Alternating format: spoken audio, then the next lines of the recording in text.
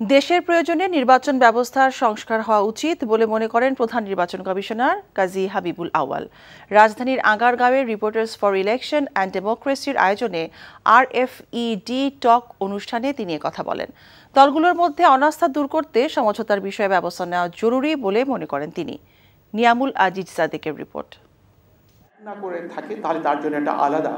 নির্বাচনকালীন সরকার রাজনৈতিক দলগুলোর মধ্যে নির্বাচন ও কমিশন নিয়ে অনাস্থার বিষয়ে খোলামেলা কথা বলেন প্রধান নির্বাচন কমিশনার কাজী হাবিবুল আউয়াল। তার মতে নির্বাচনে বড় দলগুলোর মধ্যে অনাস্থা কাটানোর বিষয়ে সংলাপ ও মৌলিক প্রশ্নে সমঝোতার বিকল্প নেই।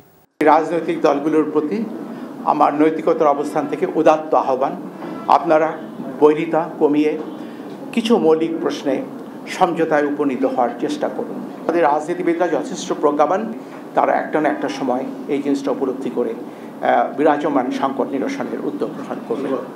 দলীয় সরকারের অধীনেও ভারতের মতো গ্রহণযোগ্য নির্বাচনের জন্য প্রশাসন ও রাজনীতির মধ্যে ব্যাপক ইতিবাচক সংস্কৃতি গড়ে তুলতে হবে।